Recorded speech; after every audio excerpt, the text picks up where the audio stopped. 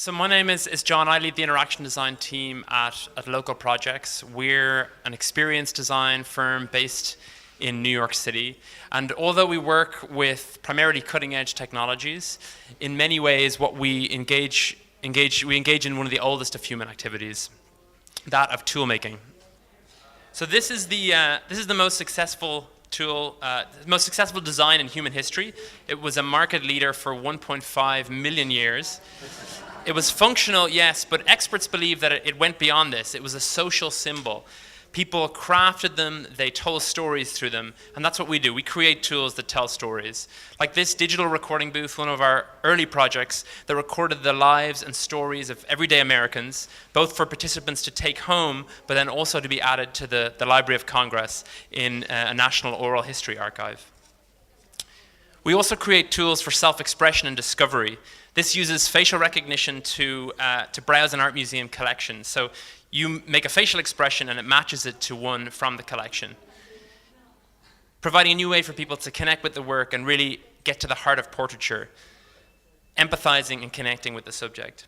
This interactive in the same museum came from a discussion with curators about when people look at figurative sculpture, they see just the expression, they don't see how key the pose is, and so you choose a sculpture and you try and match it. It becomes a game, it becomes a competition. We also create tools for learning.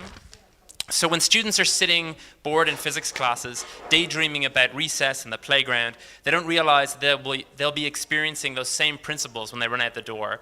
And this app enables students to see those invisible forces at work in the world around them. We also create tools for making.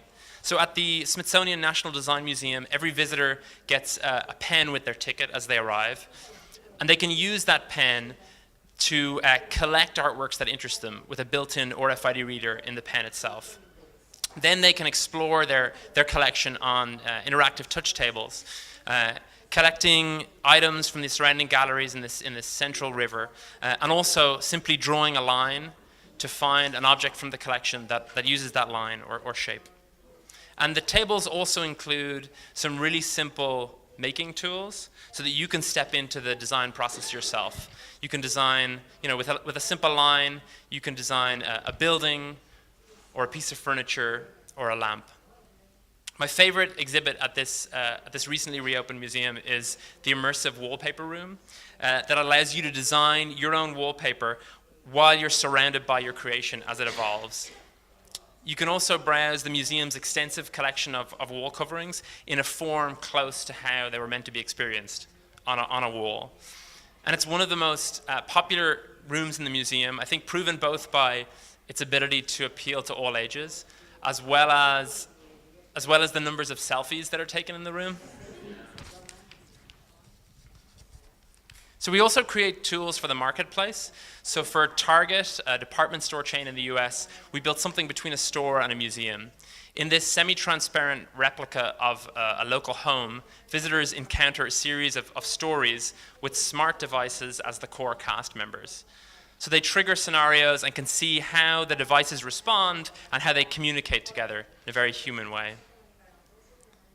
We also create tools for storytellers. So at this New York tourist attraction, we designed media that wouldn't block the incredible view that people were there to see. This ring of screens that surrounds a presenter who uses gestures to control the screens and take the visitor on a personalized tour of the New York City skyline. So they can pull up maps and media and information about neighborhoods with a simple gesture and move of the arm. We also create tools for debate and discourse. So this traveling recording booth recently invited the public to rethink education in the United States. So answering a series of questions, they add their voice to the debate. They share their vision for the future of learning and become part of the public face of a national campaign. We also create tools for making the impossible possible. So at this science museum, children can use physical DNA building blocks to create new forms of life that they can then send into a digital world where they interact with others' creations. They can also explore how naturally occurring algorithms or formulas create pattern and texture in nature, and then use those same algorithms to design their own, to skin their own beast. We also create tools for connecting people. This temporary installation ran in Times Square on Valentine's Day, and people's heart rates would drive the large glowing heart. So as they placed their heart on the sensor, the sculpture would beat, matching the beat of their pulse. And the more heart rates it sensed, the brighter it glowed. So who knows, maybe romance was sparked that night. We make tools and experiences because as humans, that's how we really understand, how we grasp things.